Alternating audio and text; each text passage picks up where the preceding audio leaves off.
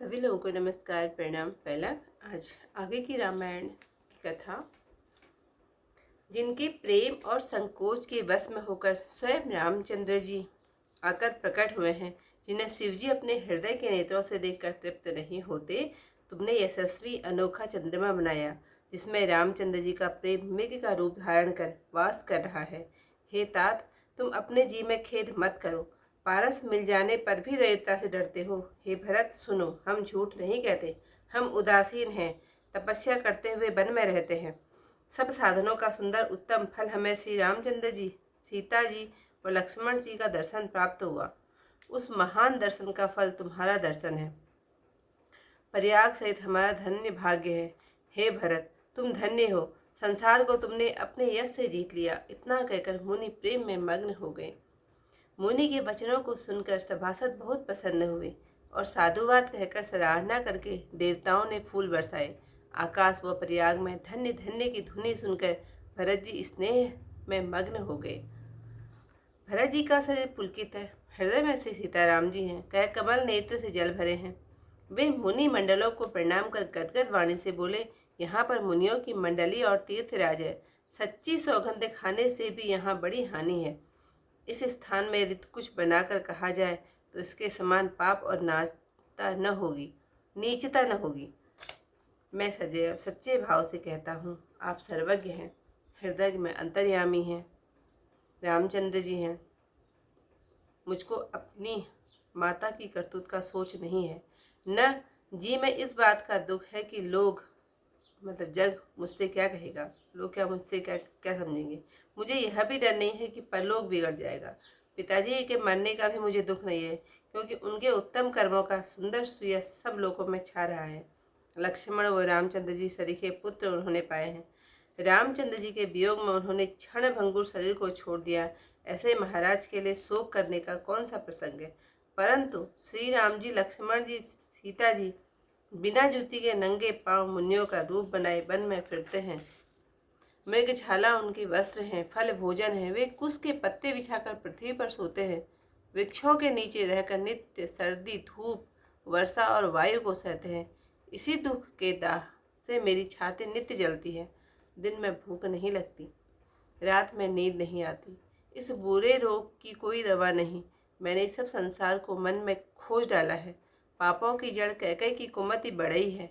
उसने मेरा हित वसूला बनाया, कलह रूपी कुकाठ का कुयंत्र बनाया और अवध रूपी कुमंत्र से पढ़कर उसे गाड़ दिया। उसने मेरे लिए है कूठाट रचा, सब संसार को वाराहवाट नष्ट कर दिया। राम जी के लौटने से ही यह कुरोग मिटेगा और अयोध्यापुरी बसेगी, दूसरे उपाय से नहीं होगा। भरत जी के वचन सुन मुनि ने सुख पाया और सभी ने उनकी बहुत से बढ़ाई की। मुनि बोले, हे तात, बहुत सोच मत करो, रामचंद्र जी के चरणों के दर्शन से सब दुख दूर हो जाएंगे। फिर मुनिवर ने समझाकर कहा, अब आप हमारे प्रेम प्रिय अतिथि बनिए। कंद मूल फल फूल जो हम दें, प्रीतिपूर्वक अंगीकार कीजिए। मुनि के वचन सुनकर भरत जी के मन में चिंता हुई कि वे बड़े बेमौके संकोच आ पड़ा। फिर गुरुजी की वाणी का महत्व समझकर चरणों को प्रणाम कर हाथ जोड़कर बोले, हे नाथ, आपकी आज्ञा को मस्तक पर धारण कर उसी के अनुसार बर्ताव करना चाहिए, यह हमारा धर्म है। भरत जी के वचन मुनिवर को भले लगे। उन्होंने सेवकों व शिष्यों को बुलावा और कहा, भरत जी की पहुनाई करनी चाहिए, जाकर कंद मूल फल ले आओ। हे नाथ, बहुत अच्छा कहकर उन्होंने मुनि को सिर नवाया, आनंद पूर्वक अपना अपना काम करने चले। मुनि को चिंता हुई कि बड़े पाहुने का न्योता दिया है, जैसा देवता हो वैसी ही पूजा होनी चाहिए। यह सुनकर आणी मादिक ऋषि रिद्धि सिद्धि आई और बोली, हे स्वामी, जो आज्ञा हो सो करें। मुनिराज ने प्रसन्न होकर कहा, शत्रुघ्न समाज समेत भरत जी राम जी के वियोग से व्याकुल हैं, आतिथ्य करके इनकी थकावट को दूर करें। तो आज की जो हिंदी की कथा है वो यहीं पर समाप्त करके चौपाइयों आती हूँ। कीरति विदु तुम्हा कीन अनूपा, जह बस राम प्रेम मृग रूपा। तात गला निकरहु जिय जाए, डरहु दरिद्र ही पार सुपाए। सुनहु भरत हम झूठ न कहीं, उदासीन तापस मन रहहीं। सब साधन कर सुफल सुहावा, लखन राम सिय दर्शन पावा। तेई फल कर फल दरस तुम्हारा, सहित पयाग सुभाग हमारा। भरत धन्य तुम जसु जगु जय हूँ, कही अस प्रेम बगन मुनि भय हूँ। सुनि मुनि भजन सभा सद हर से, साधु सराहि सुमन सुरवर से। धन्य धन्य धुनि गगन पयागा, सुनि सुनि भरत मगन अनुरागा। पुलक गात हिय राम सिया, सजल सरोरुह नैन। करि प्रणाम मुनि मंडलिहि, बोले गद गद बैन। मुनि समाज अरु तीरथ राजू, साची हो सबत अघाई अकाजू। एहि थल जो किछु कहिए बनाई, एहि सम अधिगन अग अगम अधमाई। तुम सर्वज्ञ कहु सति भाऊ, उर अंतर्यामी रघुराऊ। मोहिन मातु कर तब कर सोचू, नहीं दुख जिय जगु जानिए सोचू।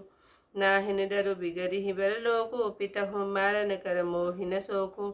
सुकेत सुजसु बरि भुवन सुहाए, लक्ष्मण राम सरिस सुत पाए। राम बिरह तजि तनु जन भंगु, भूप सोच कर कवन प्रसंगु। राम लखन सिय बिनु बग बनहि, करि मुनि बेस फिरहि मन बनहि। अजिन बसन फल असन मही, शयन डासी कुसपात। वसि तरु तर नित सहत हिम, आतप वर्षा बात। एहि दुख दाह दहई दिन छाती, भूख न बासर दीन नींद न राती। एहि रोग कर औषध नाही, सो देव सकल विश्व बन माही। मातु कुमत बढ़ई अगमूला, तेहि हमार हित कीन वसूला।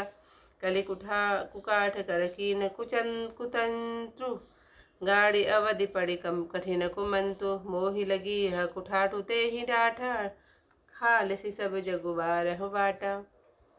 मिटहि कुजोगु राम प्रिय आई, बसहि अवध नहीं आन उपाय। भरत बचन सुनि मुनि सुख पाई, सबहि कोई निबहु भांति बढ़ाई।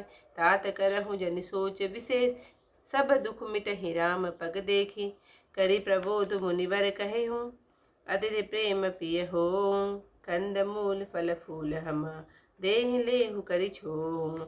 सुनि मुनि बचन भरत हिय सोचु, भयउ कु अवसर कठिन सकोचु।